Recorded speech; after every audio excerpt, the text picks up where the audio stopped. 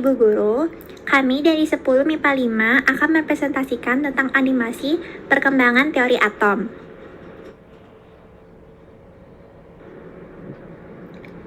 Sebelum masuk ke teori inti yang akan kami bahas, ada baiknya kami memperkenalkan diri terlebih dahulu. Perkenalkan, yang pertama, Anak Agung Sagung Istri Mira Dharma Kencana, absen 1. Yang kedua, Anak Agung Windy Adinda Osyanti, absen 5. Yang ketiga, Kade Ayukanya Parameswari, absen 22. Yang keempat, Lu Kade Adi Lesari, absen 27. Yang kelima, Nyoman Krisnanda Widya Pratnya Dewi Angkas, absen 34.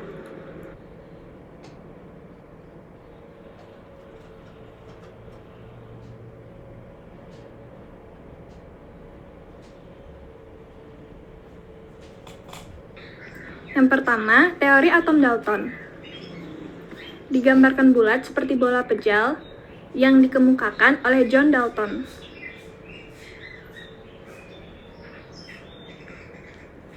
Menurut teori atom Dalton, atom adalah partikel terkecil suatu materi yang tidak dapat dibagi lagi. Atom-atom sejenis memiliki sifat yang sama, sedangkan atom-atom unsur tidak sejenis memiliki sifat yang berbeda. Dalam reaksi kimia, terjadi penggabungan atau pemisahan atom. Atom dapat bergabung dengan atom lain untuk membentuk molekul dengan perbandingan bulat dan sederhana. Massa saat sebelum dan sesudah reaksi adalah tetap atau hukum Lavoisier. Perbandingan massa atom-atom pembentuk suatu senyawa selalu tetap atau hukum Proust.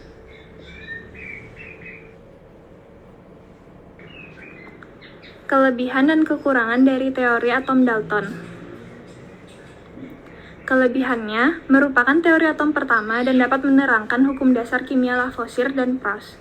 Kekurangannya, belum ditemukannya muatan sehingga tidak dapat menjelaskan cara atom berikatan. Belum dapat menjelaskan atom unsur yang satu dengan yang lain. Tidak ada atom yang berubah akibat reaksi kimia.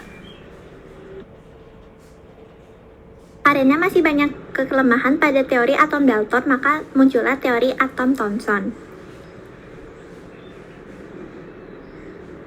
Teori atom Thomson ini diibaratkan seperti roti kismis, di mana dikemukakan oleh Sir Joseph John Thomson.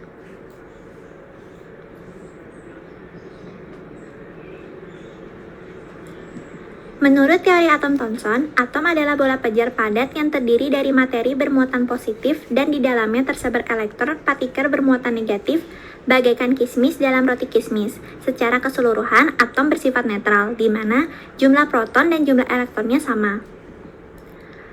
Teori atom Thomson ini memiliki kelebihan, yaitu dapat menerangkan adanya partikel yang lebih kecil dari atom yang disebut partikel subatomik dan dapat menerangkan sifat listrik atom. Namun, teori atom Thomson ini memiliki kekurangan, yaitu tidak dapat menjelaskan susunan muatan positif dan negatif dalam atom tersebut. Karena belum sempurnanya teori atom Thomson, muncullah teori atom Rutherford.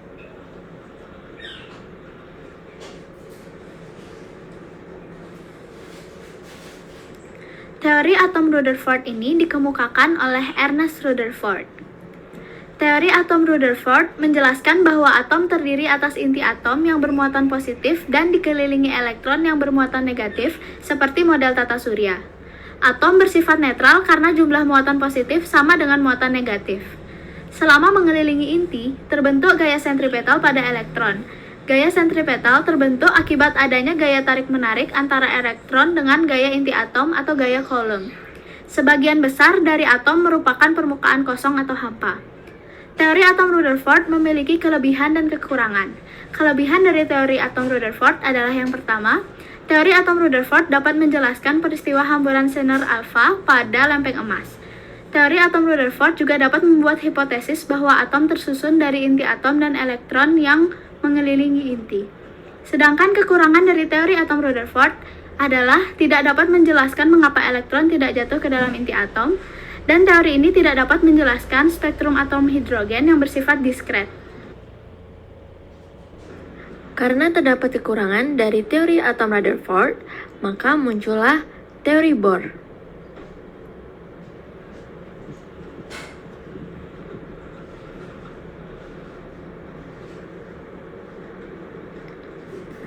Teori ini dikemukakan oleh Niels Bohr. Menurut Niels Bohr, atom terdiri dari inti atom yang bermuatan positif dan dikelilingi oleh elektron yang bermuatan negatif di dalam suatu lintasan.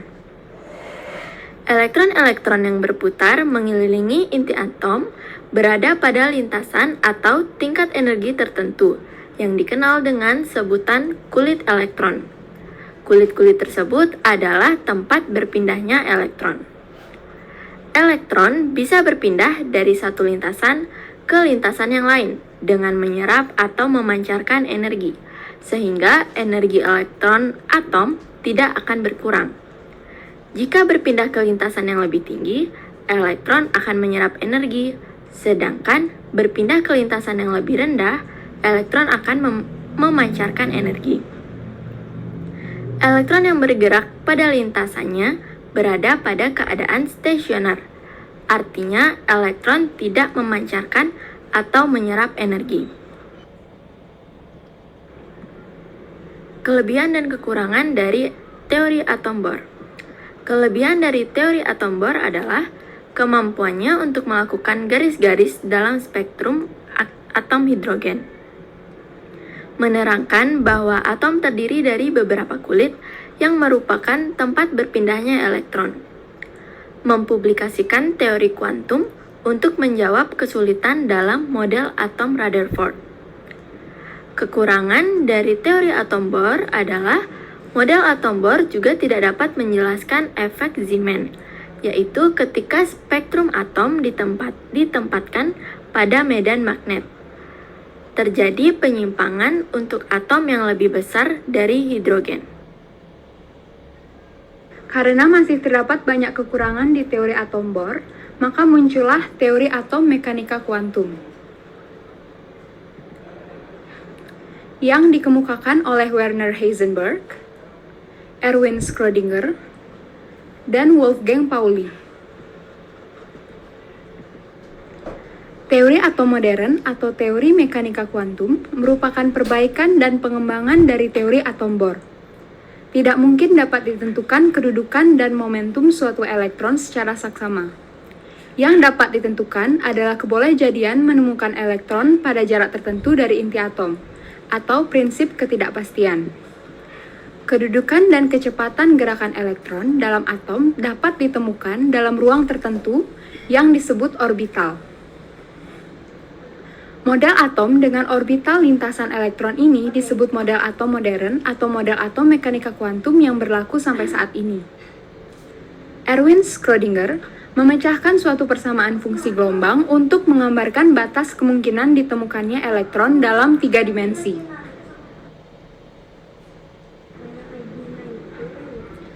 Adapun kelebihan dan kekurangan dari teori atom mekanika kuantum. Kelebihannya adalah kebolehjadian menentukan elektron atau orbital. Selain itu, mengetahui di mana posisi elektron yang sedang mengorbit. Dapat mengukur perpindahan energi eksitasi dan emisinya.